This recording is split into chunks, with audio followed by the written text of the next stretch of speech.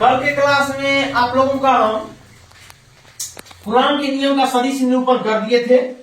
Coulomb के नियम का सदिश निरूपण कर रहे थे, तो कल हम आप लोगों का कूलॉम का नियम का सदिश निरूपण कर दिए थे। कूलॉम के नियम का सदिश निरूपण जब हम लोग कर रहे थे तो आप लोगों को बताए थे कूलॉम का नियम क्या है। F बराबर 1/4 pi epsilon naught into Q1, या यहाँ पर एप्सिलॉन R भी लिख सकते हैं, माध्यम की आपेक्षिक विद्युतशीलता वो भी लिख सकते हैं, कोई बात नहीं। लेकिन हम लोग जनरली निर्वात मानकर ही ये सब चीज को डेरिवेट करते हैं, कुछ करते हैं तो निर्वात ही माना जाता है। अगर माध्यम की चर्चा न किया गया हो तो उसको हम लोग निर्वात ही मानते हैं, इसलिए इसको लिखेंगे 1/4 pi epsilon naught into Q1 into Q2 बटे R²। कूलॉम के नियम में दो आवेश के बीच लगने वाला आकर्षण प्रतिकर्षण बल, जिसको स्थिर वैद्युत बल कहते हैं, उनका मान इतना होता है 1/4 pi epsilon not Q1 Q2 बटे R²। और इसका हम सदिश निरूपण, यही है कूलॉम का नियम, और इसका कल हम लोग सदिश निरूपण किए थे। आप लोगों को बताए थे कि ये एक आवेश है, ये आवेश है और ये आवेश है। इस दोनों आवेश का इसका नाम है Q1, इसका नाम है Q2। और इसका अगर हम स्थिति बताने के लिए उपयोग करेंगे, इसका यहां से यहां तक स्थिति बताने के लिए एक सदिश का प्रयोग करते हैं, जिसको बोलते हैं स्थिति सदिश। तो मान लेते हैं हम कि R ये स्थिति सदिश है, R ये क्या है, R वेक्टर स्थिति सदिश है। तो अच्छा, सदिश में कितना चीज होता है, दो चीज। एक होता है सदिश बराबर हम लोग लिख सकते हैं परिमाण गुना दिशा, सदिश बराबर लिख सकते हैं परिमाण गुना दिशा, परिमाण गुना दिशा। तो सदिश मान लेते हैं R वेक्टर बराबर हम लोग लिख सकते हैं परिमाण, परिमाण को किसी भी सदिश के परिमाण को कैसे लिखते हैं, मोड ऑफ R वेक्टर, ये पिछले क्लास में बताए थे, गुना दिशा को। अब इसका दिशा हमको दर्शाना होगा सदिश का, तो दिशा दर्शाने के लिए यूनिट वेक्टर का प्रयोग करते हैं। आप लोगों को बताए थे कि यहाँ पर जो है बल किधर लग रहा है, तो ये बल इधर लग रहा है और इस बल का दिशा इधर है। क्यों? क्योंकि ये भी धनावेश है और ये भी धनावेश है। तो धन आवेश आपस में प्रतिकर्षण बल के द्वारा एक दूसरे से प्रतिकर्षित होता है। तो यहाँ पर बल इधर लग रहा है, इसकी दिशा को दर्शाने के लिए यहाँ पर R कैप का प्रयोग करेंगे, यहाँ पर भी R कैप का प्रयोग करेंगे। अब R12 या 21 वो अलग चीज है, उसका भी हम प्रयोग कर सकते हैं।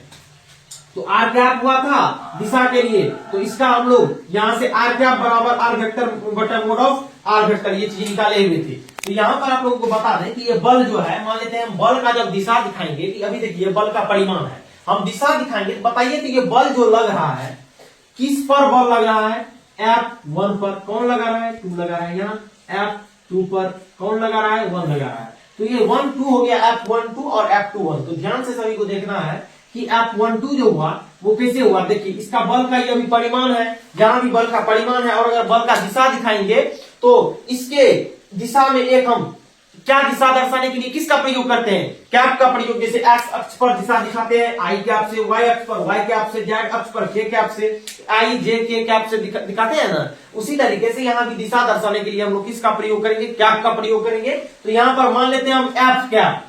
अब एफ कैप जब लगा दिए तो ये क्या हो गया, इसका दिशा दर्शा दिया हम। तो यहाँ पर हम एक बात बताइए, इस एफ को हम ऐसे करके लिख सकते हैं mod of F vector, mod of F vector into F cap. क्यों, किसी का कहना होगा ऐसा क्यों लिखे, तो इसलिए लिखे। देखिए एक बात बताइए, आर वेक्टर बराबर लिख सकते हैं mod of are vector into R cap, लिख सकते हैं ना। अगर हम इसको मान लीजिए ये बल का हम सदिश निरूपण कर रहे हैं, तो अगर हम इसको लिखें यहाँ पर एफ वेक्टर, सदिश निरूपण मतलब सदिश बना रहे हैं, बल के परिमाण और दिशा दोनों का बात करेंगे। सदिश मतलब सदिश निरूपण मतलब उसके कूलॉम के नियम में ये बल का परिमाण निकलता है, और उसके कपार पर तीर लगाए वेक्टर मतलब उसका दिशा का भी बात करेंगे। तो एफ वेक्टर बराबर लिख सकते हैं सदिश बराबर इसका परिमाण, इसका ये परिमाण हुआ और इसका दिशा हुआ। 11th क्लास में सदिश जब बताए थे तब बताए होंगे हम कि ये इसका परिमाण है और ये क्या है, दिशा है। किसी भी सदिश के परिमाण को या तो ऐसे लिखेंगे नॉर्मल एफ, या फिर मोड ऑफ एफ वेक्टर लिखेंगे, या तो नॉर्मल एफ या तो मोड ऑफ एफ वेक्टर लिखेंगे। तो ये चीज बताए हुए थे। इसके बाद ये हम पिछले क्लास में बताए हैं, इसको हम थोड़ा फास्ट करते हैं। और इधर अगर इसके दिशा को, अब देखिए इधर तो इसका दिशा हो गया, मोड ऑफ एफ वेक्टर बराबर क्या हो गया, एफ वेक्टर बराबर mode of F vector into F क्या बराबर 1/4 pi epsilon not Q1 Q2 बटा R²। अब एक बात बताइए, इधर कौन है सदिश, क्या आवेश सदिश है, तो ये क्या है, एक स्केलर क्वांटिटी है, वेक्टर क्वांटिटी नहीं है। तो यहाँ पर कौन है वेक्टर क्वांटिटी, है आर। आर क्यों है, क्योंकि हम स्थिति सदिश के रूप में यहाँ पर क्या लिए, आर को स्थिति सदिश माने हैं। इसी स्थिति सदिश के दिशा को दर्शाने के लिए एक यूनिट वेक्टर का प्रयोग करेंगे, जिसको बोलेंगे एकांक सदिश। तो इसके आर स्क्वायर है। इसके दिशा को दर्शाने के लिए यहाँ पर पोजीशन वेक्टर के रूप में आर वेक्टर है, और इसके डायरेक्शन को दिखाने के लिए यूनिट वेक्टर का प्रयोग करेंगे, जिसको बोलेंगे आर कैप। अब आगे हम लोग सॉल्व करते हैं। यहाँ पर वेक्टर एफ बराबर 1/4 pi epsilon naught into Q1 into Q2 by, अब देखिए बाय आर स्क्वायर है, और यहां पर क्या है, आर कैप है। अब ध्यान से देखिए, अच्छा यहाँ पर हम इसके परिमाण दिशा को डायरेक्ट लिख दिए, इतना इंटू इतना, ये तो या तो ये लिखेंगे या तो ये लिखेंगे, लेकिन ये परिमाण दिशा बराबर सदिश होता है, इसको सदिश रूप में ला दिए। तो ऐसा था, इसको सदिश रूप में लाने के लिए क्या किए, इसके परिमाण और इसके दिशा दोनों को दिखे। तो बल का परिमाण है मोड ऑफ एफ वेक्टर, और बल का दिशा है एफ कैप। बल का हम दिशा दिखाई, यहाँ पर इधर लग रहा है, उसके दिशा को दर्शाने के लिए एक एकांक सदिश यूनिट वेक्टर एफ कैप, उधर भी प्रयोग किए एफ कैप का प्रयोग किए। अब देखिए एक बात आप लोग बताइए, यहां से अब हम निकालते हैं मान वेक्टर एफ बराबर, देखिए कैसे होगा और सॉल्व करते हैं। 1/4 pi epsilon naught, 4 pi epsilon naught गुना Q1 Q2 by r square गुना, देखिए आर क्या, अच्छा वीडियो में शायद यहां से आगे कल लोड नहीं किए थे। आर क्या, अब देखिए आर कैप क्या है, ये पोजीशन वेक्टर का यूनिट वेक्टर, यहां पर जो हम पोजीशन वेक्टर आर वेक्टर माने उसी का यूनिट वेक्टर है आर कैप। एक बात बताइए, तो यहां से आप लोग आर कैप का अगर मान निकालते हैं तो निकलता है ना, आर वेक्टर बटर मोड ऑफ आर वेक्टर निकलेगा, आर वेक्टर बटर मोड ऑफ आर वेक्टर बराबर आर कैप लिख सकते हैं। क्यों, एकांक सदिश बराबर क्या होता है, सदिश बटा सदिश का परिमाण। यहां से देखिए आर कैप बराबर आर वेक्टर, आइए गुना में इसे डाया भागा में, तो मोड ऑफ आर वेक्टर, इसको लिख सकते हैं आर वेक्टर बटा mod of are vector, mod of are vector. और एक बात बताइए, या तो किसी सदिश के परिमाण को लिखने के लिए क्या करेंगे, या तो नॉर्मली आर है सदिश है, आर वेक्टर सदिश है, उसके परिमाण को या तो नॉर्मली आर लिखेंगे, या नहीं तो मोड ऑफ आर वेक्टर लिखेंगे। तो एक बात बताइए, तो अगर हम इसके आर स्क्वायर है, इसको हम लिख सकते हैं मोड ऑफ आर वेक्टर का होल स्क्वायर, लिख सकते हैं, कोई दिक्कत नहीं है। क्यों, क्योंकि आर या तो इसको नॉर्मल आर लिखेंगे, या इसके मैग्नीट्यूड को दर्शाने के लिए मोड ऑफ आर वेक्टर का हम लोग प्रयोग करेंगे। नेक्स्ट स्टेप, एफ वेक्टर बराबर इसका बल का क्या परिमाण हो जाएगा, 1/4 pi epsilon naught into Q1 Q2 butter. अब बताइए, जब आर वेक्टर आया है तो नीचे में देखिए आर समझाते हैं, आर यहां है vector mod of are vector, और r mod of are vector का स्क्वायर, तो एक पावर और दो पावर, अब बेस सेम है और गुना में है, तो गुना में जब बेस सेम रहता है तो पावर क्या होता है, जुट जाता है। तो 2 पावर 1 पावर 3 पावर, तो लिख सकते हैं मोड ऑफ आर वेक्टर का power 3, mod of are vector का पावर 3 इंटू आर वेक्टर, लिख सकते हैं इंटू आर वेक्टर, लिख सकते हैं। इसमें मोड कोई मत लगा देना, ये सदिश है और ये उसका परिमाण है। तो हम लोग ये फॉर्मूला आप लोगों के बोर्ड एग्जाम में एमसीक्यू में पूछा जाता है। ये आप लोगों की दवा वाला जो फॉर्मूला है, ये आपके एग्जाम में एमसीक्यू में पूछा जाता है। कुरान के नियम का सदिश निरूपण। आप लोगों को उतना झंझट छोड़ दीजिए।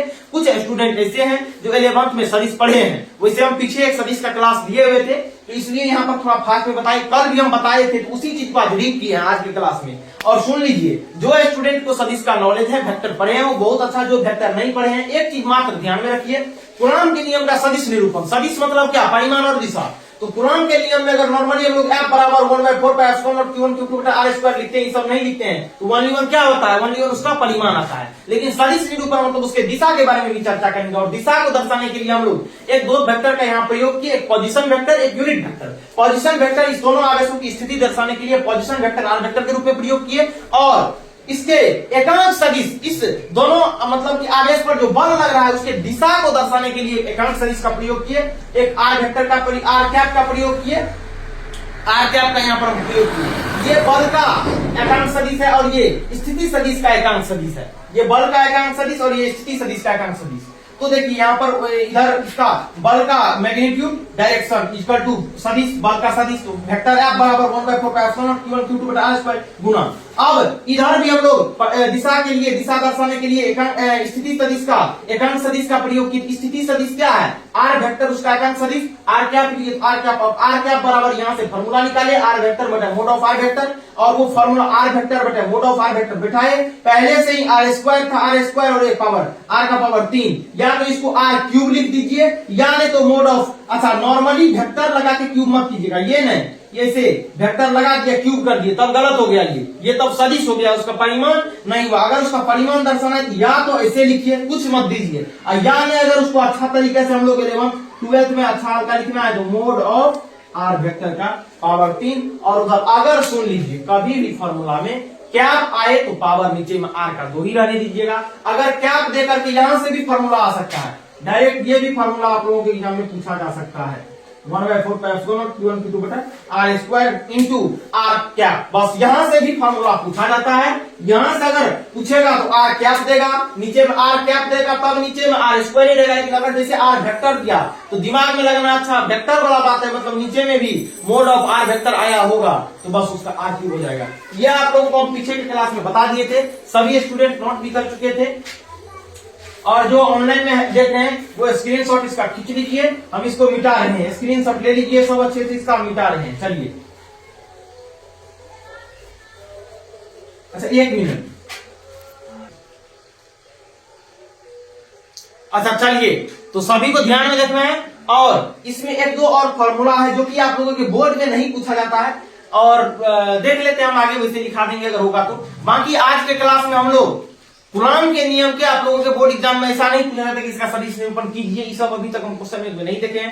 पूछा जाता है ऑब्जेक्टिव में, एमसीक्यू में उसका छोटा सा फॉर्मूला, तो बुक में या अलग अलग जगह पर जब हम लोग आप लोगों को प्रूव करने से पहले देखे, और जब उसको देखे तो उसमें एक्स अक्ष वाई अक्ष लिया गया है, उसके बाद अलग अलग आदेश लिया गया है, उसका स्थिति सदिश माना गया है, झंझट ज्यादा किया गया है। उस झंझट से अच्छा है कि नॉर्मल हम लोग नॉर्मल करके अपना कर ले, क्योंकि वो फॉर्मूला कभी प्रूव करने नहीं पूछता है, एमसीक्यू में पूछता है, तो एमसीक्यू ध्यान में रखना है सभी को।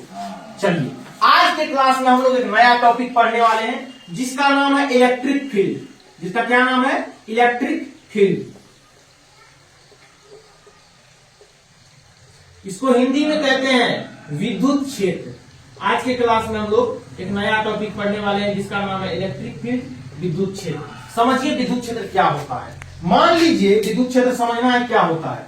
मान लीजिए ये आवेश है प्लस क्यू, ये आवेश क्या है? Plus Q. ध्यान से सबको समझना है।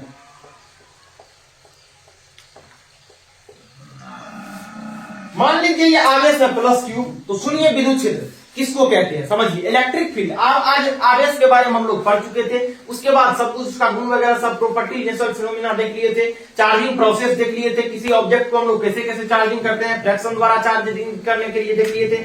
उसके बाद सेकेंड स्टेप में हम लोग देख लिए थे आप लोगों को किसके द्वारा? इंडक्शन द्वारा। उसके बाद कंडक्शन द्वारा। ये सब प्रोसेस हम देख लिए थे चार्जिंग का। उसके बाद फिर हम लोग कूलॉम्स लॉ पढ़े, कूलॉम्स लॉ क्या कहता है, कूलॉम्स लॉ का वेक्टर फॉर्म पढ़े, वेक्टर फॉर्म में क्या आता है। आज की क्लास में हम लोग इलेक्ट्रिक फील्ड विद्युत क्षेत्र पढ़ने वाले हैं। सुनिए विद्युत क्षेत्र किसको कहते हैं?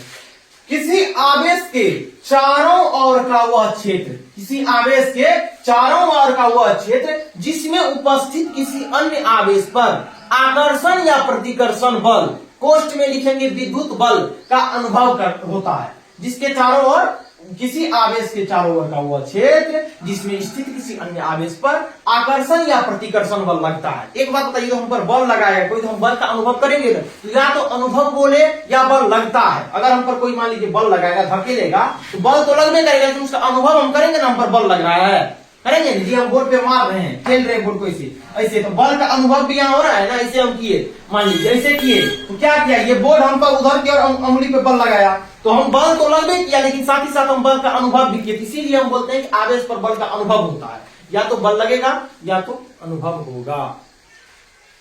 इससे आगे हम लोग कल के क्लास में नेक्स्ट पार्ट में देखेंगे, जो ऑनलाइन में है उसका नेक्स्ट पार्ट आएगा इसका इलेक्ट्रिक फील्ड का, और इलेक्ट्रिक फील्ड इंटेंसिटी, वो सब हम लोग उसका फिर नेक्स्ट पार्ट में पढ़ेंगे।